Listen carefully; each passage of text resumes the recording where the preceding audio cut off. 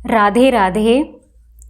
आज मैं श्रीमद् भगवद गीता यथारूप के दूसरे अध्याय से 63वां श्लोक हम सब के कल्याण की प्रार्थना के साथ पढ़ूंगी। ओम श्री परमात्मने नमः। श्रीमद् भगवद गीता अथ द्वितीयोऽध्यायः।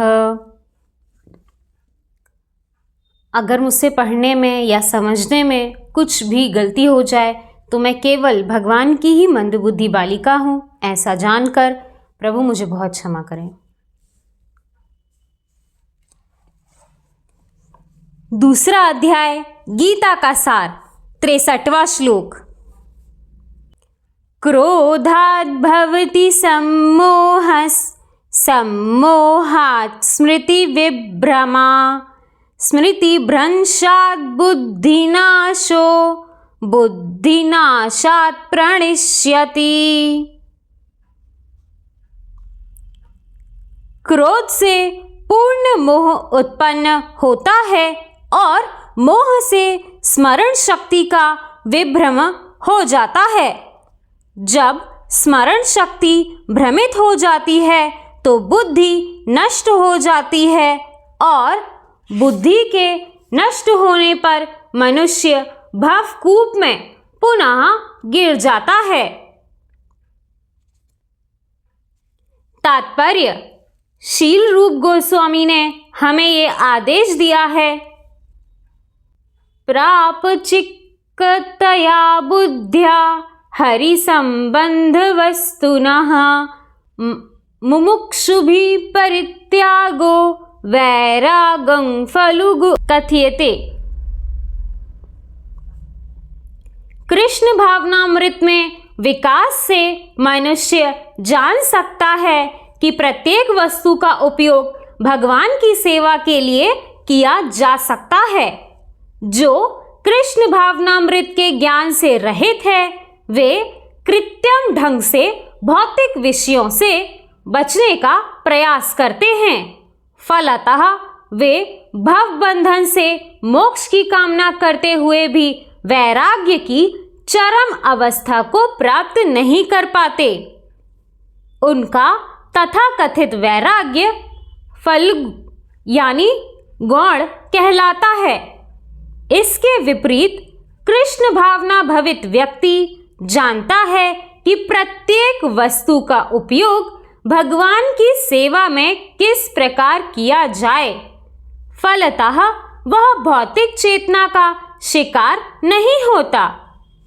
उदाहरणार्थ, निर्विशेषवादी के अनुसार भगवान निराकार होने के कारण भोजन नहीं कर सकते, अतः वह अच्छे खाद्यों से बचता रहता है।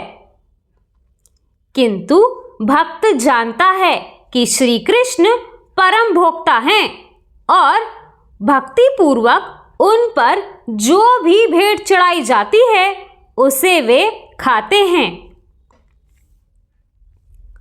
अतः भगवान को अच्छा भोजन चढ़ाने के बाद भक्त प्रसाद ग्रहण करता है।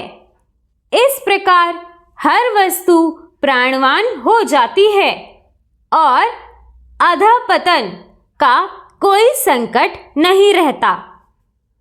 भक्त कृष्ण भावनामृत में रहकर प्रसाद ग्रहण करता है, जबकि अभक्त इसे पदार्थ के रूप में तिरस्कार कर देता है। अतः निर्विशेषवादी अपने कृत्रिम त्याग के कारण जीवन को भोग नहीं पाते और यही कारण है कि मन के थोड़े से विचलन से वह भवकूप में पुनः आ गिरता है। कहा जाता है कि मुक्ति के स्तर तक पहुंचे जाने पर भी ऐसे जीव नीचे गिर जाते हैं क्योंकि उसे भक्ति का कोई आश्रय नहीं मिलता। राधे राधे।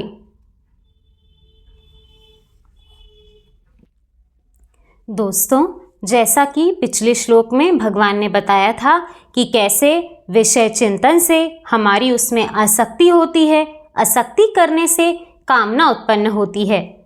अब इस श्लोक में भगवान ने बताया है, क्रोधात् भवति सम्मोहा सम्मोहा स्मृति विभ्रमा, यानी जब हमारी कामना पूरी नहीं होती तो उससे हमें क्रोध उत्पन्न होता है।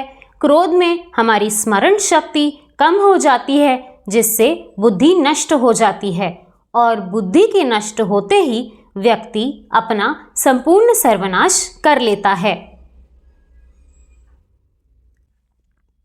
ये दोनों ही श्लोक बहुत ज़्यादा ज़रूरी हैं, क्योंकि ये केवल एक बताने के लिए बातें नहीं हैं, ये कोई कहानी नहीं है, ये मनोविज्ञान का सबसे गूढ़ रहस्य है।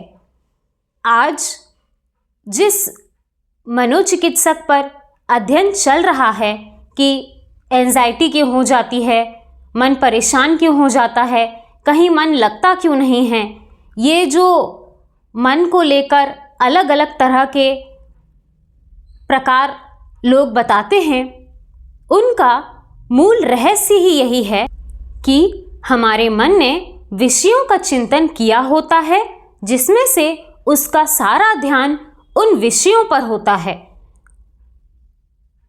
हम पहले अपनी इंद्रियों से विषय भोग करते हैं, बाद में उनका चिंतन करते हैं। जैसे एक बहुत कॉमन उदाहरण जो सभी लोग जानते होंगे कि हम मार्केट में जाते हैं, जो चीज़ें हमारे काम की नहीं हैं हम उनको भी देखते हैं, और भले ही आपको साफ साफ दिखाई ना दे रहा हो, लेकिन कहीं ना कहीं हमारा मन विचलित ज़रूर होता है। आप एक बिल्कुल साधारण से कपड़े पहनकर किसी बहुत बड़े शोरूम में चले जाएं तो आप एकदम परेशान हो जाएंगे कि यहाँ तो सबसे ज़्यादा गरीब मैं ही दिख रहा हूँ, बाकी सब तो एकदम ही चमक रहे हैं। इस प्रकार आप संसार की भोग विलासिता को देखते हैं, इनका चिंतन करते हैं, इनको प्राप्त ना कर पाने पर आपके मन में एक क्रोध, एक जलन की भावना उत्पन्न होती है, जिससे हमारी स्मृति भ्रमित रहती है। इसीलिए हम अपने मन को किसी एक जगह एकाग्र नहीं रख पाते और ये भटका हुआ सा ही रहता है। एक सामान्य चेतना का व्यक्ति इस चिढ़ को, इस जलन को कम करने के लिए विषय भोगों की तरफ जाता है और इस तरह वो फंसता चला जाता है और अपना पतन स्वयं करवा लेता है। लोग एक दूसरे को देखकर मन ही मन एक चिढ़ उत्पन्न कर लेते हैं। उस चिढ़ से कुछ मतलब तो होता नहीं है, वो केवल आपकी एकाग्रता को भंग कर देता है।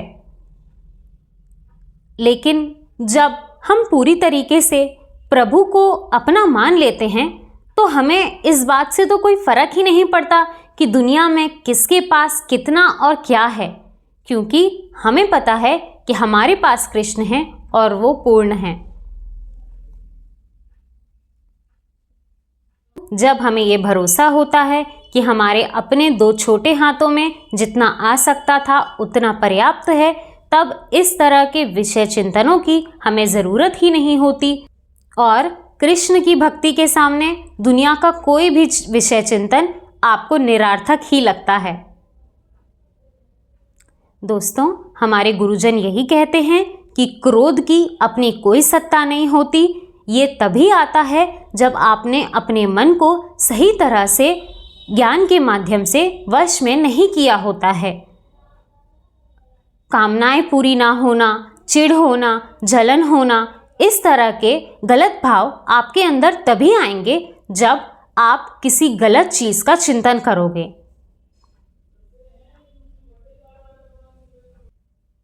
इसीलिए प्रभु के स्मरण में रहिए। दुनिया की कोई भी चीज़ आपको वो सुख नहीं दे सकती जो परमानंद दे सकते हैं।